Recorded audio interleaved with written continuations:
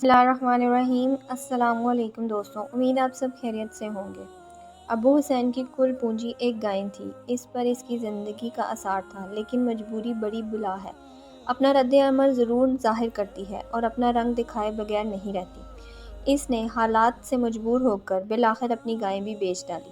گائے کی قیمت 3500 درم لگی۔ اس نے یہ رقم لے کر بڑی احتیاط سے ایک تھیلے میں چھپائی اور اپنے گھر روانہ ہو گیا۔ واپسی کے سفر میں اس کے چہرے پر حسرت اور غم کے آثار پھیل گئے۔ وہ رہ رہ کر سوچ رہا تھا کہ کریش ہمارے گلے کا ہار بن گئی ہے، فاقوں کے دن گزار رہے ہیں، کہیں سے آمدنی کا کوئی امکان نہیں۔ اسے کڑے وقت میں جب بیوی کو معلوم ہوگا کہ گائے بھی بک گئی ہے تو اس پر کیا بیتے گی، اور میں اس کی حسرت ناک سوالوں کا کیا جواب دوں گا۔ اس فکر و وحشت میں اس کی ڈوبتے دھمکتے قدم بڑھ رہے تھے۔ بالآخر وہ گھر پہنچ گیا، دروازے پر دستک دی۔ بیوی لپک کر آئی اور دروازہ کھولا۔ وہ مر جاتے ہوئے دل اور جھکتے ہوئے سر کے ساتھ اندر داخل ہوا۔ یہ حالت دیکھتے ہی بیوی نے دہشت ناک انداز میں پوچھا، ارے آپ خالی ہاتھ آئے ہیں، کیا آپ نے گائے بیچ ڈالی؟ صرف یہی ایک گائے تو ہماری آخری پونجی تھی۔ گھبرائے مت بیگم، خدا تعالیٰ ہمیں اس کا اچھلا بدلہ عطا کرے گا۔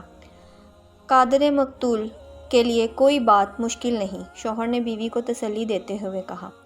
فضاؤں میں شام چھانے جانے کو تھی، سورج اپنے عشر سمیٹ رہا تھا۔ شفقت کے سرخ منظر اس دن کو آخری سلام دے رہے تھے، اور پھر کچھ دیر بعد دیکھتے ہی دیکھتے دن کی روشنی چھپ گئی اور رات اترنے لگی۔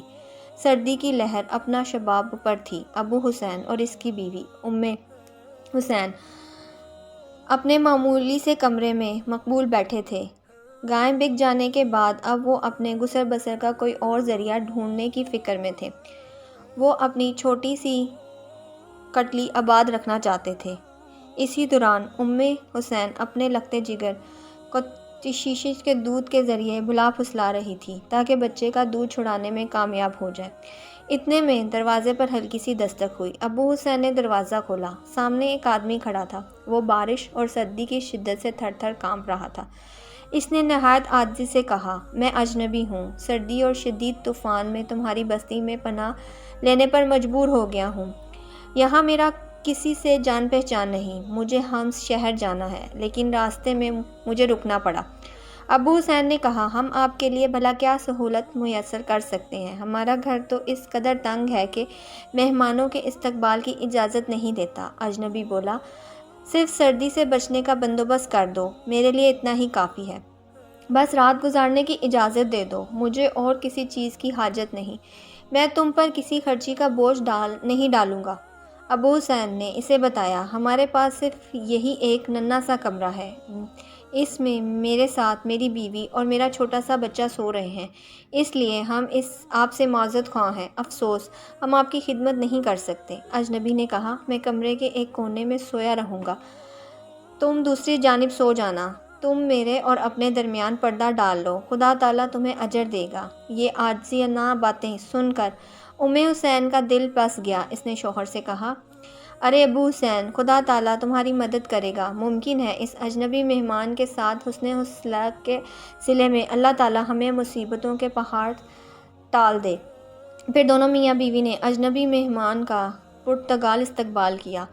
جو کچھ اوڑھن بچھونا میسر تھا مہمان کو فراہم کر دیا، خود بستر پر لیٹ گئے۔ چند ہی لمحے گزرے تھے کہ ابو حسین اور اس کی بیوی دونوں ایسے غافل کی نیند سو گئے کہ خراٹے مارنے لگے۔ اس کی وجہ یہ تھی کہ دونوں میاں بیوی دن بھر کے زبردست محنت اور مشقت کے باعث بہت تھکے ہوئے تھے۔ ادھر اجنبی گھر والوں کو بوجھ کاٹ رہا تھا جب اسے یقین ہو گیا کہ دونوں میاں بیوی دنیا فانی سے بے خبر ہو کر گہری نیند میں غافل ہو چکے ہیں، اور ان کے پہلو میں ان کا دودھ پیتا بچہ بھی مزے سے سو رہا ہے، تو وہ نہایت آستگی سے اٹھا اور بے دبے پاؤں چلتا ہوا بچے کی جگہ تلاش کرنے لگا۔ پھر جلدی سے بچے کو اٹھایا اور کمرے سے باہر آنگن میں ڈال آیا۔ پھر جلدی سے اپنے بستر پر آ کر اس طرح لیٹ گیا جیسے گہری نیند سو رہا ہو۔ باہر کھلی فضا، بچے کو سخت سردی لگی تو وہ رونے لگا اور چلانے لگا۔ بچے کی رونے کی آواز سن کر ماں فوراً جاگ اٹھی، بچے کو ڈھونڈا لیکن بچہ بستر پر موجود نہ تھا۔ اس نے شوہر کو جگایا اور کہا، شاید ہمارا بیٹا کھسکتے کھسکتے آنگن میں چلا گیا ہے۔ आए जल्दी उठे, इसे उठाकर बिस्तर पर ले आए, वरना इसे ठंड लग जाएगी। दोनों मियाँ बीवी लपक कर बिस्तर से उठे और बच्चे को लेने आंगन में गए।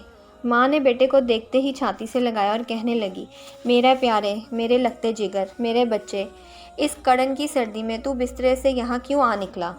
अभी दोनों मियाँ बीवी अपने लगते जिगर को लेकर कमरे की तरफ ही बढ़ रहे थे कि यकायक इनकी छत धड़ से गिर पड़ी और फिर पूरा घर ममनू हो गया। मियाँ बीवी सकते के आलम में जहाँ थे वहाँ खड़े रह गए। पड़ोसियों ने छत गिरने का शोर सुना तो फ़ौरन मदद के लिए आ पहुँचे। अबू हुसैन ने बुलंद आहिस्तगी से कहा, लोगों, हमारे घर में एक मेहमान है, इसे बचाएं, हमारा फ़र्ज़ है। फिर अबू हुसैन और चंद पड़ोसी मकान का मलबा उठाकर मेहमान की चारपाई तक पहुँचे।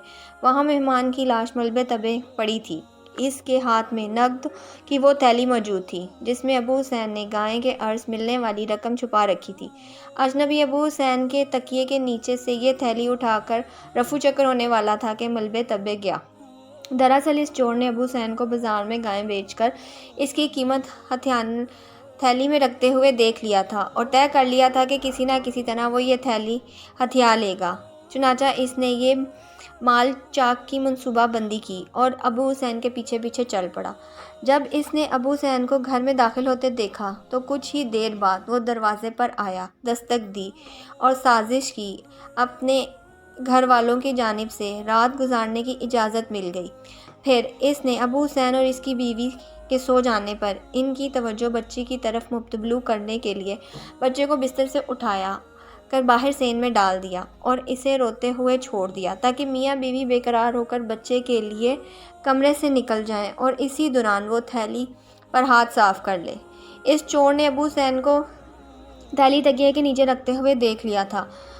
वो इस गरीब की रकम चाक करके फ़रार हो रहा था जबकि अल्लाह ताला इसकी घाट में था और इस एहसान फरामोश की उठा घर की तकब्बुर के पीछे पीछे अल्लाह ताला की ताबीर भी आ रही थी। चुनांचे अल्लाह ताला ने इस मुजरिम को जल्दी ही इसके इबरतनाक अंजाम तक पहुंचा दिया और वो मलबे के ढेर के दबे हमेशा की नींद सो गया, जबकि बच्चे के साथ साथ इसके गरीब वालिदैन को अल्लाह ताला ने इस बुरे अंजाम से बचा लिया।